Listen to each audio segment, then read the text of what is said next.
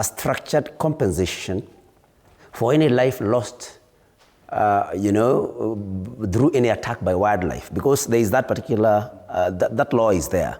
And I think that is what we should do, so that we say that should anyone ever lose their lives through a police bullet that was not justified, then this is what is supposed to be paid to the family in this manner. There should be something structured. Otherwise, what we have now are actually donations by the president. I don't think there is any compensation given to the Ojwang family. It's only, I think, the 2 million that was sent by the president. And so when it is sent by the president as a personal contribution, then it may be viewed as a bribe to the family. It may be seen as an attempt to silence the family. That is why we must have a structured deal, a structured package for anyone who loses a loved one, especially through police bullets. And it's also important that we say this, Fred, that we need to tell the president here, or those who watch and who talk to him, should tell him that it is bad manners in Africa to announce the amounts that you have contributed when there is a death. I mean, we call it musumari in our place. It's bad manners in African tradition to go announcing that I've contributed this amount of money.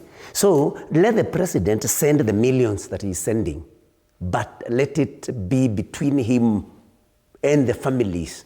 This is not something to be announced. It's embarrassing, actually, because I don't know whether it is only where I come from, but I have not had any African community, especially in Kenya, where people go announcing that, I have contributed 20,000 to this. It is something that is done in secret, or in confidence. You make your contribution quietly, because this is not a wedding ceremony. This is, a family that is bereaved. And so I think that is something that the president needs to stop. This announcement of this is the amount the president has contributed is something that is, but I want to emphasize that a structured package should be very good. But allow me to say, Professor Ogolla has said some things that are true. And although my colleague, Senator Eddie, was a little harsh to him, I mean, it is true that Parliament has been compromised. That is true, especially through, these coalitions, post-election coalitions that we see. And it is not only this Parliament, by the way. Even in the past Parliament, there was that, a post-coalition arrangement where, those that are in the minority, your opposition, if you may, then join government, so that government always gets its way, because it's about numbers. Even any decision made in Parliament is through a vote. And when government with its numbers then buys off opposition, then it means that anybody or any law, any idea that opposes government is defeated on the floor of the House. And I think Professor Ogolla was right in that. And ODM, which Eddie belongs to, is notorious for this.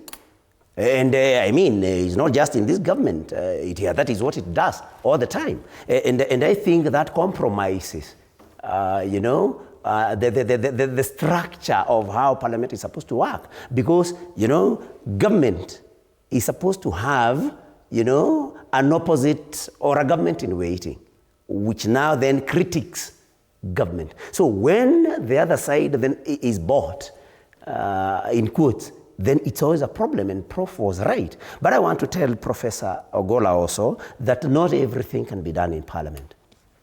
Well, we have a bicameral parliament. There are things that the National Assembly does, and I'm glad that Honorable Elachi is here, and which the Senate does. The Senate does not, vet any particular public officer before they get their jobs. The National Assembly is the one that is a province of the National Assembly. And so maybe that is something that Honorable Elachi, when she comes back, should tell us the issues raised by Professor Ogolla, what they are doing in the National Assembly. My friend Eddie, has given a chronology, and I was very keen listening, how he went to the streets in 2007, in 2013, you know, a good chronology. And I want to commend him because that was a job well done. But I may want to ask him, now that we are witnessing killings and injustices not witnessed in the past few years,